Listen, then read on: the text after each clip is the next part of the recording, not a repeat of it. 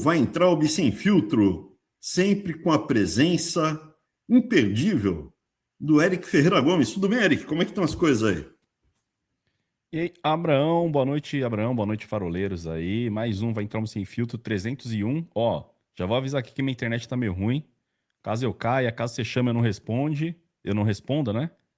Logo menos eu volto, dou um jeito, beleza? Mas vamos lá. Não, sem problema. Eu queria primeiro começar com uma análise, que essa é a última, de fato, a última eleição do Lula. E a esquerda, quando a gente pensa na esquerda, você tem que pensar ela de uma forma ampla e não restrita.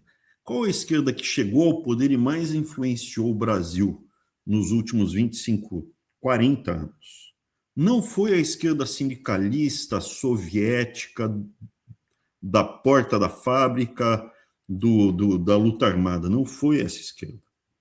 A esquerda que realmente ganhou a batalha e mudou a cara da nação brasileira foi a esquerda intelectual. A esquerda que venceu não foi pela força, ela venceu pela astúcia. Qual foi a esquerda que venceu? Foi a esquerda fabiana. Foi a esquerda, principalmente ali do PSDB, que segura o PT na mão. O PT trouxe a sujeira de uma corrupção mais rasteira, menos sofisticada. A corrupção do PSDB, ela é tão sofisticada, com derivativo financeiro no exterior e tal, você não consegue nem chegar perto. Para você explicar para uma pessoa que não é do meio como os caras provavelmente roubaram, é muito difícil. Eles compraram a opção de compra da Telebrás na véspera e aí ficava falando vai ter, não vai ter, vai ter, não vai ter, e operava. Muito sofisticado, muito sofisticado. O PT é uma coisa menos sofisticada, mais rasteira e mais voraz, muito mais voraz. Mas o que é importante vocês entenderem, o desenho, o plano geral não foi de uma revolução proletária, não foi de uma revolução sindical. Foi uma revolução cultural, fabiana, feito pelo pessoal tucano-petista. Aí entra um temperinho do PSOL, um temperinho do PSTU. Pô, Abraão, mas é todo mundo junto e misturado? Todo mundo junto e misturado. O PT e o PSDB, quando ali surge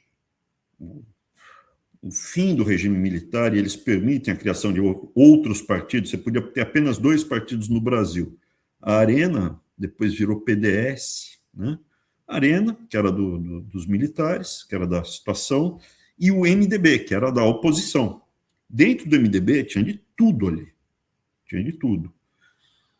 Quando eles permitem criar mais de um partido, a parte da esquerda organizada ia se juntar num partido fabiano sindicalista junto. Ia ser PT e PSDB junto. E não foi por uma questão de vaidade.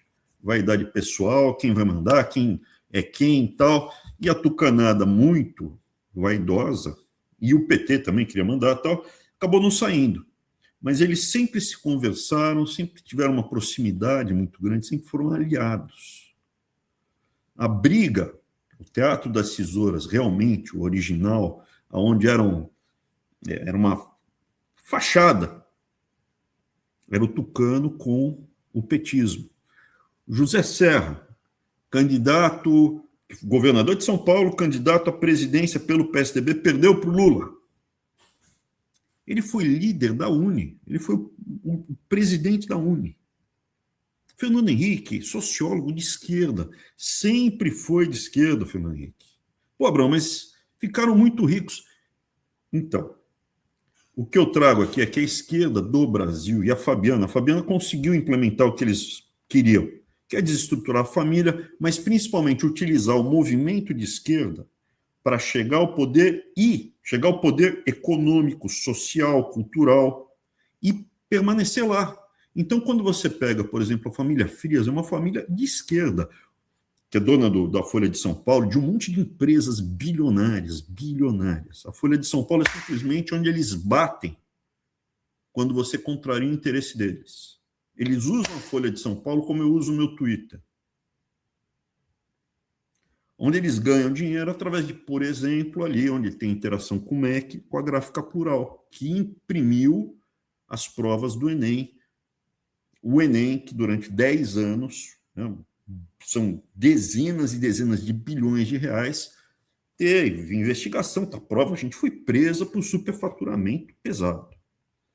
Então, assim, como funciona? Família Marinho, eu não diria que eles têm ideologicamente a esquerda tão forte. Eles entenderam a dinâmica de como a esquerda fabiana chegaria ao poder, escolheria os campeões, os ganhadores dessa nova realidade, e essas famílias se perpetuariam, econômico, social, cultural, tudo. Família Frias é filósofo, o cara da USP, foi fazer filosofia esquerda. Moreira Salles, que era dona do Unibanco, cineasta, esquerda, gente. Agora, não é esquerda sindical, é esquerda cultural, é esquerda fabiana, que flerta com quem? Flerta com a escola de Frankfurt. Então, quando você pega o Haddad, eles têm muito mais facilidade do trato da coisa com o Haddad do que com o próprio Lula, que é um cara mais bruto. O Lula é uma pessoa bruta.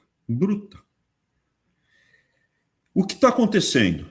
Essa esquerda intelectual sabe que você precisa ter um líder carismático, popular, para ter, não 50%, mas ter uns 30% da população que vota nele. Se você tiver 20%, 30% da população que vota num líder, numa pessoa, ou num grupo pequeno de pessoas, 20%, você cria as condições para isso ser induzido.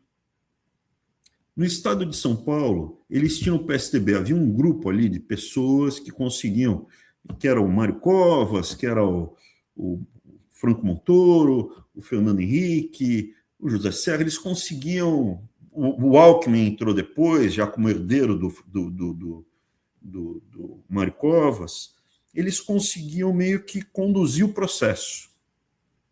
Conduziam meio, sem o PT. Havia uma classe média que tem um desprezo correto, absoluto ao PT, mas não consegue enxergar o quão sofisticada é essa costura feita pela esquerda intelectual. A esquerda intelectual, ela é tão ou mais nefasta que a esquerda sindicalista.